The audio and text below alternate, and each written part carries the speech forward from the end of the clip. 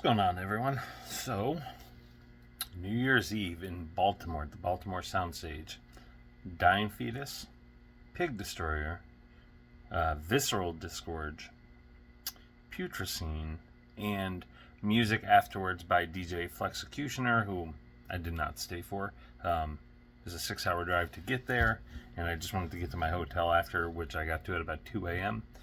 So, let's jump in. So this was an awesome concert, because what a way to close out the year. Baltimore Soundstage is a great venue on many levels. Part of Maryland Death Fest. The security there is relaxed as far as like stage antics. It's a great size, and it's got kind of 2 tiers. So overall, it's a great venue, and I love it. But I've never seen Pig Destroyer, and I was dying to see Visceral Disgorge again. And Putricine sounded cool, kind of like a brutal death / grind mix in a way. So I was really excited about it. And 2026 is going to be a much lighter year for me. Last year was a much lighter year for me. It was about 60 shows. This year is probably going to be around half that, maybe. So this was a really important one, and I wanted to go out and just celebrate this coming year. Lots of cool stuff coming up.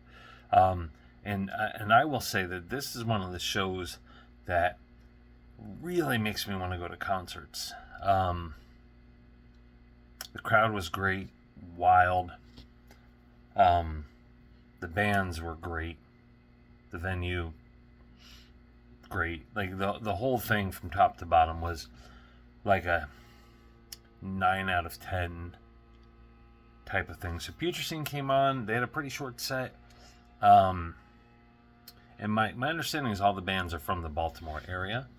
But Putricine came on, so they were local, but they did great. It was a straightforward set, but immediately the crowd started moshing and pushing and getting up on the stage and all that. So, and they sounded great.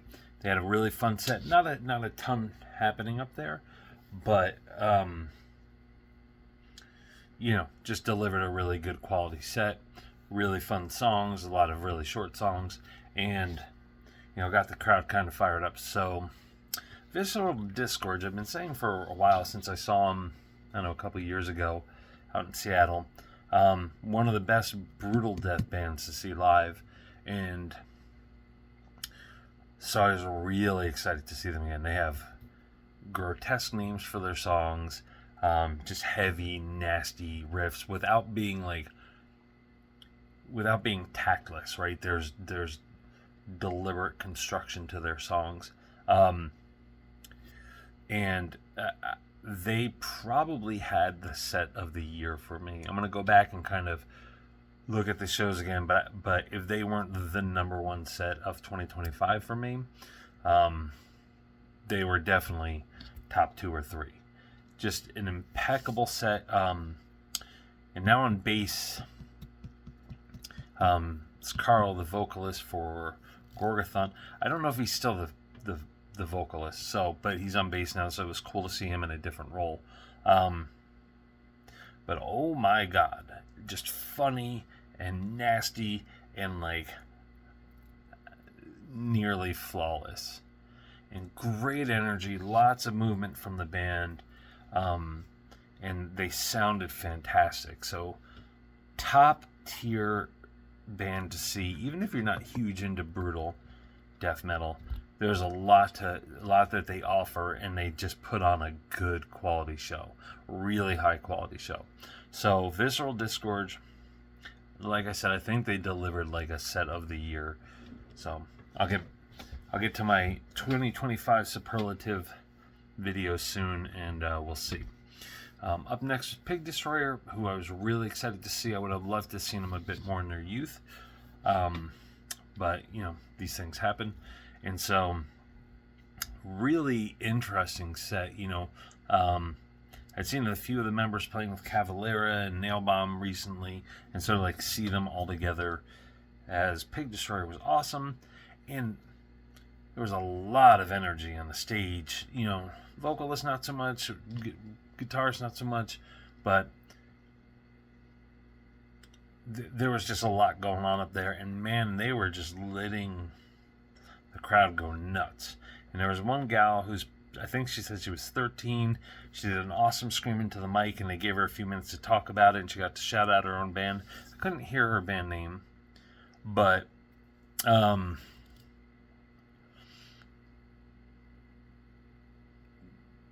it was just really cool to see. It was really cool to see. And I mean, that was a wild set, because from start to finish, the crowd just got more amplified. And at one point, this kid went up there, and he like had a bloody nose from part of the night, and like he looked at, who is it, Travis? He looked at, yeah, Travis, and he just like wiped the blood from his nose and like wiped it all over his face. So it was a great kind of old school moment. So Pig Destroyer, you know, a bit of mix.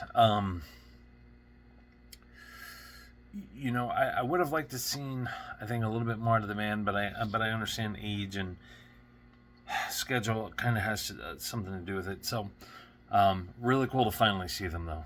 It was a really fun set. And then Dying Fetus, like if you haven't seen them in the last few years especially, you're missing out. They get up there, they just play metal, and the crowd loses their shit, and the sound is great. And they threw out little gummy snacks at midnight, which I got one, little Mott's gummy snacks. And the show ended at like 1 a.m. and the crowd was happy and exhausted, and no major incidents from what I understand, but it was definitely one of the best shows of the year.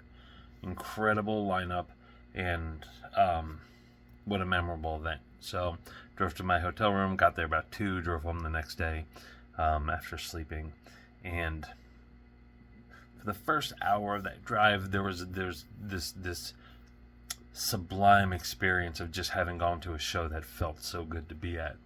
I was definitely bruised and beaten, but inside, well, I was probably bruised inside too, but inside I had a really